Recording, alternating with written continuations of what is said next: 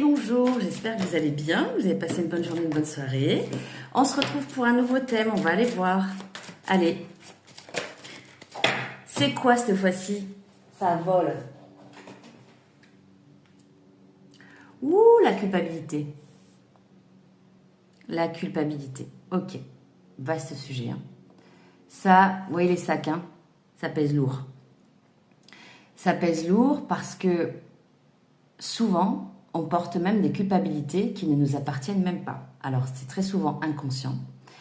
On peut se sentir coupable de dire non. Je vais déjà prendre ce premier exemple.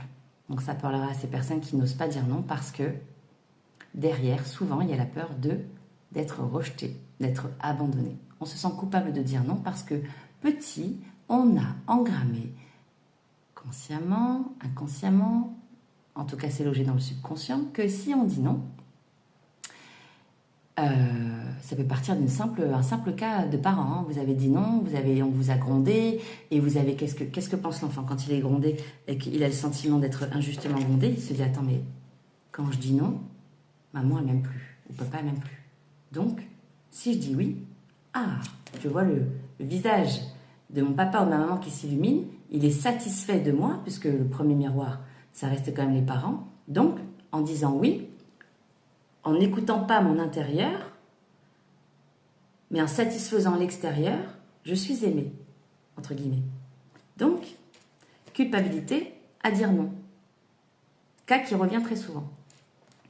Le deuxième, ça peut être, et là c'est un peu plus lourd, c'est un contexte de naissance. C'est-à-dire que un enfant qui n'a pas été désiré porte la culpabilité inconsciente de se dire, mais en fait, je n'ai pas le droit d'être là, j'ai pas ma place, donc ce sont des personnes qui vont réduire leur lumière, qui ne vont pas prendre leur place, qui vont se sentir coupables à la moindre chose, qui vont devoir donc croire qu'ils sont responsables du bonheur de leurs parents, du couple. S'il y a des disputes au sein du couple parental, ils vont aussi porter cette culpabilité en se disant mais c'est à cause de moi qu'on se dispute, parce que les enfants sont, et ça c'est connu, égocentrés, pensant que tout est de leur faute, alors qu'en fait, pas forcément.